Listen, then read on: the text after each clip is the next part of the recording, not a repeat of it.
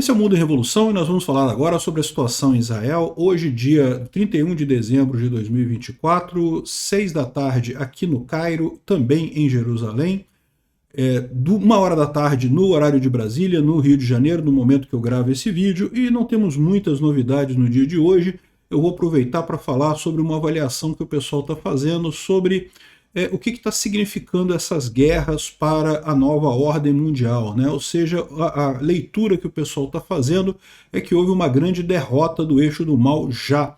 Os palestinos e também os russos e o Irã perderam já essa guerra, e isso significa muitas décadas de supremacia para o Ocidente, mais uma vez. Eu acho que é uma leitura correta. Eu vou mostrar para vocês aqui a análise que o pessoal está fazendo, né?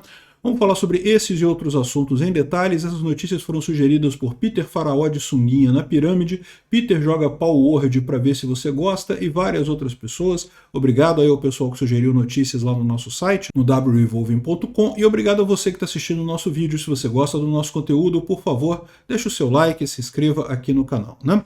Pois bem, a gente teve uma liberação de vídeos dos terroristas do Hamas. Aqui, terroristas do Hamas, esses vídeos foram obtidos de câmeras gravadas dos celulares dos terroristas, né, mostrando eles plantando bombas próximo do hospital indonésio, na parte norte da faixa de Gaza, né. Então, mais uma vez, o exército operou na última semana nesse hospital indonésio e teve tropas que foram, infelizmente, mortas por esses artefatos plantados pelo Hamas, né. Enfim, mais uma amostra aí de como é que funciona essa organização terrorista ali. Você vai ver o pessoal da ONU falando que Israel não pode atingir hospitais porque isso vai causar problema, que as pessoas precisam de saúde, não sei o que lá. Sendo que, na verdade, eles são os primeiros a colocar bombas em hospitais, a colocar artefatos explosivos ali no lugar, né? Bom, teve um míssil lançado a partir do Iêmen, na parte central de Israel. Acabou que não gerou nenhum dano, mas dá para ver aqui que houve, né, atingiu aqui uma rua aqui na região, nenhum dano grande foi causado, o míssil foi interceptado, caiu alguns destroços caíram aqui na rua, ali na parte de Beit Shemesh, próximo de Jerusalém, né, mas não teve nenhum dano causado nesse ataque, né. Bom, um comandante sênior da Jihad Islâmica Palestina, um grupo terrorista, foi morto em um ataque de drone mais cedo nesse mês na faixa de Gaza, né? O alvo do ataque, Anas Muhammad Saad Masri, era comandante do setor norte de Gaza, né? Então, ou seja, estão só atualizando aqui que houve esse ataque e ele foi atingido, a gente tem a confirmação agora, né? Bom, uma coisa muito curiosa que estão reclamando é que Gaza está chovendo muito lá na região de Gaza, e até os palestinos falando que não queremos comida, a gente precisa de um lugar seco, camas, cobertores, aquecimento, né? E dizendo que não consegue dormir à noite, coisa tal, fica a ONU insistindo na questão de comida, sendo que no final das contas a necessidade do pessoal lá é totalmente outra, né?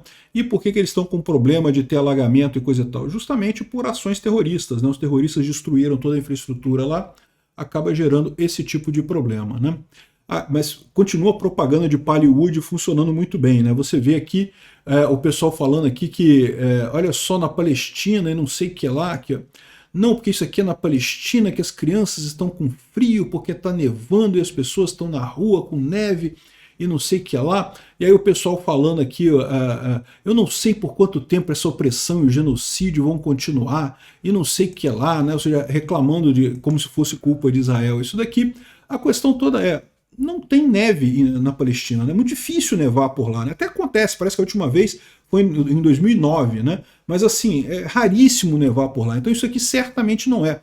Pode ser Síria, pode ser Afeganistão, pode ser Irã, nesses lugares realmente neva, né? O Irã e o Afeganistão têm montanhas altas que realmente costuma nevar. Enfim, isso aqui é mais um caso de Hollywood, né? Aí tá até o pessoal brincando aqui, ó. Alguns dizem que isso aqui é Gaza agora, Gaza nesse momento tá assim, ó. Olha só, tá frio aqui, tá? Aqui no Egito tá frio, eu imagino que lá na faixa de Gaza também deve estar frio, Israel também estava frio. Mas é aquele frio, meio frio Rio de Janeiro, né? Assim, é frio, mas não é aquele frio de você ter que botar um monte de casaco e coisa e tal. Muito menos nevar, né? Aqui no Egito também de vez em quando neva, mas é bem raro ter neve por aqui, muito raro mesmo.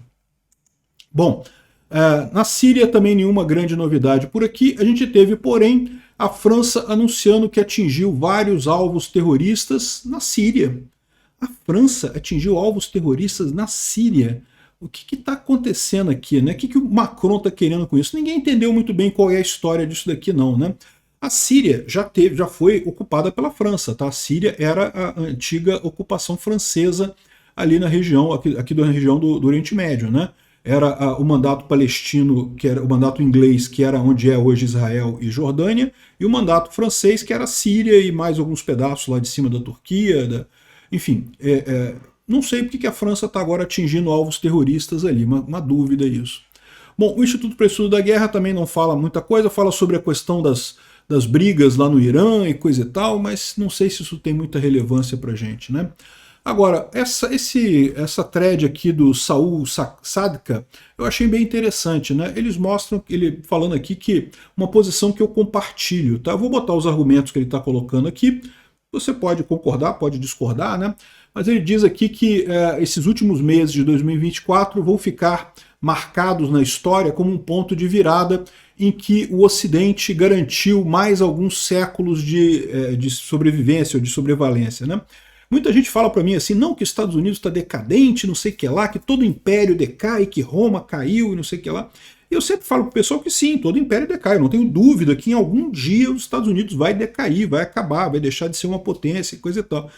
Mas, gente, olha só, Roma levou 500 anos para decair do auge ali na época do Júlio César, né, do Augusto, coisa e tal, o auge do Império Romano. Aliás, o auge nem foi esse, né, o auge foi mais ali pelo ano 100, ali, né, depois de Cristo. Daí até a queda de Roma levou muito tempo, 400, 500 anos. Meu amigo. Assim, que os Estados Unidos um dia vai decair, vai, mas está longe disso, né? E o que ele está falando aqui é justamente isso, que essa guerra que teve meio que garantiu para o Ocidente mais alguns séculos aí de prevalência, né? De continuar controlando o mundo, né? É lógico, está tudo conectado, o que ele está falando da guerra da Ucrânia, a guerra de Israel, tudo está conectado, a gente sabia disso desde o início, né? Aqui, quando os padrões de vida no Ocidente fizeram uma revolta do proletariado, um evento pouco provável para derrubar o mundo estabelecido, né? O pessoal que queria revolução, que queria mudança, que queria nova ordem mundial, passou a optar por outras coisas, né, a disputar o Ocidente. O pessoal que era do bloco soviético, coisa e tal, que perdeu a Guerra Fria, coisa e tal, eles passaram a buscar semear discórdia social, né? Fazer cada grupo contra o outro. Eu já expliquei isso em vídeos lá no ANCAP, sobre a questão da teoria crítica, né, no marxismo, né? Quando o pessoal marxista percebeu que a revolução do proletariado não acontecia, eles se perguntaram, não, por que não aconteceu a revolução do proletariado? Né? Se o Marx falou que era inevitável e coisa e tal, mas nunca aconteceu. Aliás, nunca houve revolução do proletariado. Em Cuba, o Fidel Castro, o Che Guevara, todo mundo rico. O pessoal que fez a revolução na Rússia também eram pessoas ricas, né? O Lenin era filho de aristocratas e coisa e tal. Ou seja, a revolução do proletariado nunca aconteceu de verdade no mundo, né? Então o Marx estava errado.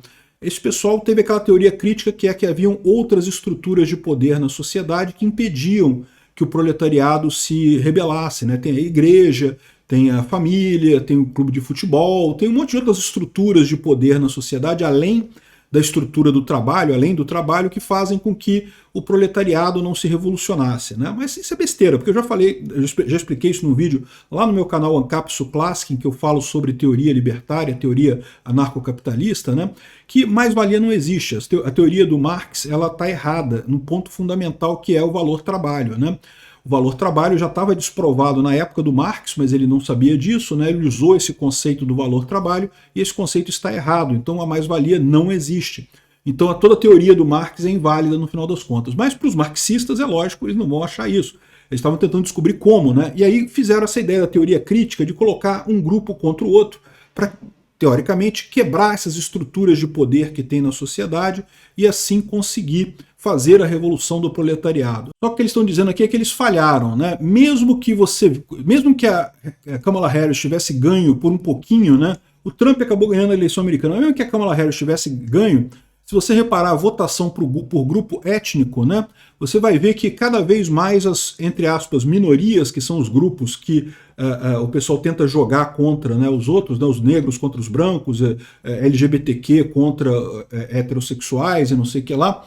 Se você olhar aqui, ó, o aumento de voto na direita cresceu em todos esses grupos, então é realmente impressionante como deu errado essa falha, a teoria, o identitarismo, né? Essa teoria crítica marxista, né?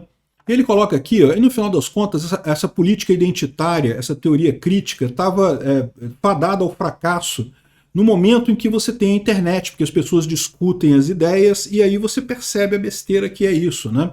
Então, é o que ele está falando aqui, no final das contas, essa teoria, esse negócio falhou abertamente, principalmente pela internet, pela informação descentralizada e distribuída, né? Não quer dizer que não tenha causado confusão, ele fala aqui do caso do assassinato do cara do seguro-saúde lá nos Estados Unidos, né? Enfim, mas é um problema menor. E aí ele fala sobre as guerras também, né? No final das contas, essa tentativa de 60 anos de destruir o Ocidente acabou chegando no final sem conseguir, né? E as guerras também, eles tentaram destruir Israel, acharam que Israel estava fraco, que Israel estava numa posição... Havia muita crítica dentro de Israel contra o governo do Netanyahu, né? Muita gente criticando e coisa e tal. E aí eles achavam que Israel estava fraco e falaram, não, vamos fazer uma invasão que Israel vai cair sozinha porque vai ter briga interna e coisa e tal.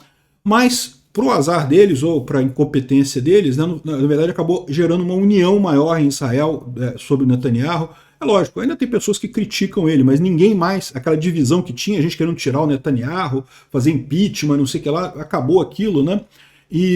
Ou seja, por mais que tenham morrido muitas pessoas nessa guerra, Israel saiu muito mais forte dessa coisa, né? Saiu muito mais unida no final das contas. A mesma coisa pode ser dita da Ucrânia. Eles falam aqui também da Ucrânia mais adiante que a mesma coisa, que o Putin achou que a Ucrânia estava fraca porque o presidente da Ucrânia era um ex-comediante, não sei o que lá, achava que não tinha apoio, que ia cair rápido o governo, e ao contrário, no que ele invadiu, a Ucrânia se mostrou muito mais resiliente, muito mais forte, né?